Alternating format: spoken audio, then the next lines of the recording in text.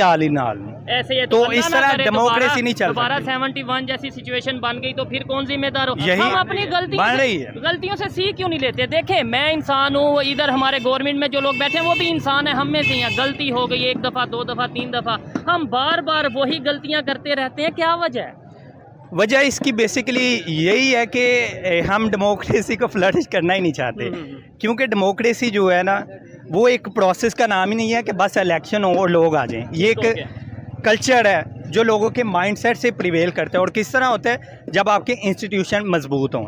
हमारे को मजबूत इंस्टीट्यूशन नहीं है। 1947 से पहले जो नॉन पॉलिटिकल पावर थी, जो कि फोर्सेस थी, नॉन पॉलिटिकल फोर्सेस थी, जो आपने बोला 47 से लेके पाकिस्तान के बाद से लेके पाकिस्तान में वो रूल करती रही डायरेक्टली या इनडायरेक्टली। वहाँ पे भी 1947 से पहले तो एक ही पूरी फोर्सेस थी ना, तो वो वहाँ पे कैसे उनका माइंडसेट चेंज हो गया? वहाँ पे डेमोक्रेसी कैसे आ गई, यहाँ पे कैसे नहीं आई? मतलब सवाल तो ये है। असल में पहले कोई मतलब है ही नहीं था, इतनी स्ट्रगल थी इनमें मुसलमानों में और गैर मुसलमान, लेकिन हमारे ऊपर ब्रिटिश रूल था। ठीक है। और उसे ब्रिटिश राज ही इस वजह से कहते हैं कि वो मोनार्क से जो है ना मतलब पावर ले रहा था। हाँ। नहीं, वहाँ पे ट्रेनिंग तो एक ही थी ना, इवन जो फोर्सेस को डिवाइड किया गया वो भी उसी तरीके से ट्रेनिंग। अच्छा, इंडिया की आप बात कर रहे हैं, मैं कि शायद आप उन कंपैरिजन ओवरऑल 1940। असल में हमारा मसला ना, हमारी अगर आप पूछते तो एस्टेब्लिशमेंट मतलब हमारे फाउंडिंग फादर के विजन में ही थोड़ी क्लैरिटी नहीं है। मतलब इस तरह से आप उधर देखते हैं तो गांधी साहब बुक्स लिख रहे हैं, अपना विजन बयान कर रहे हैं। ठीक है। नरेंद्र मोदी साहब कह रहा हूँ,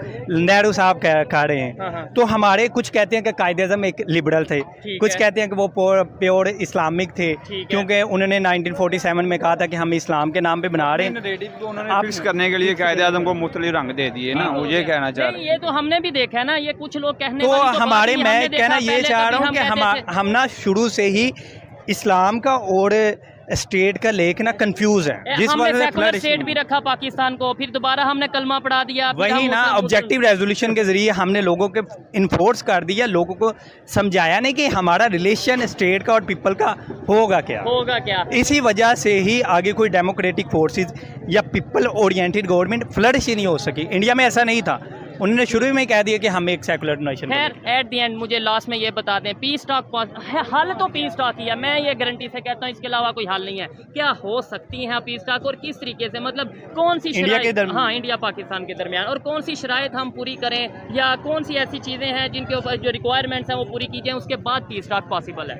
अच्छा, मैं समझता हूँ कि 21st सेंचुरी में अगर देखा जाए ना तो जंग किसी मसले का हल नहीं है, जंग खुद एक मसला है। और जो अगर 4 जंगें 21st सेंचुरी से अगर हम वैसे ओवरऑल बात करें जो हुई भी हैं, उसमें किसका ज्यादा नुकसान हुआ, वो भी आप पॉलिटिकल साइंस के स्टूडेंट हैं, आप बेहतर जानते हैं। हमें बुक्स में चाहे हमें हल कहीं ना कहीं टेबल की तरफ ही आना पड़ेगा, हमें बैठना पड़ेगा और मसलों को सॉर्ट आउट करना पड़ेगा। ऐसे ही है। ठीक है, उसकी क्या रिक्वायरमेंट क्या है? उसकी रिक्वायरमेंट सबसे पहले मैं समझता हूँ